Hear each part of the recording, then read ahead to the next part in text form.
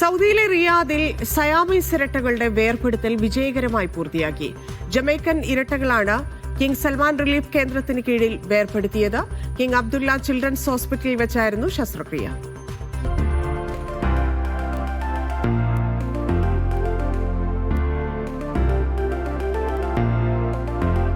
Azaria, Azoora എന്നീ Jamaican Siamese ഇരട്ടകളുടെ ശസ്ത്രക്രിയയാണ് വിജയകരമായി പൂർത്തിയാക്കിയത്. കിങ് അബ്ദുള്ള ചിൽഡ്രൻസ് സ്പെഷ്യാലിസ്റ്റ് ഹോസ്പിറ്റലിൽ വെച്ചായിരുന്നു ശസ്ത്രക്രിയ. King Salman relief and humanitarian aid സെന്ററിന് കീഴിലുള്ള കോൺജോയിന്റ് ട്വിൻസ് സെപ്പറേഷൻ പദ്ധതിയുടെ ഭാഗമായാണ് സഹായം. ഭരണാധികാരിയുടെ പ്രത്യേക നിർദ്ദേശപ്രകാരമാണ് ശസ്ത്രക്രിയ നടപ്പാക്കിയത്. ഇരട്ടകളെ വേർപെടുത്തിയത് 3 പ്രധാന ഘട്ടങ്ങളിലായി പുരോഗമിച്ച ശസ്ത്രക്രിയയിലൂടെയായിരുന്നു. നെഞ്ച്, വയർ, കരൾ എന്നിവ ഒട്ടിയ നിലയിലായിരുന്നു ഇരട്ടകൾ.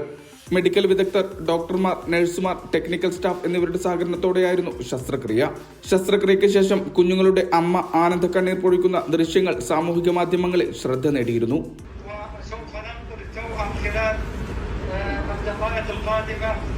ജൂലൈ 28-നായിരുന്നു ഇരട്ടകൾ ചികിത്സയുടെ തയ്യാറെടുപ്പുകൾക്കായി സൗദിയിലെത്തിയത്.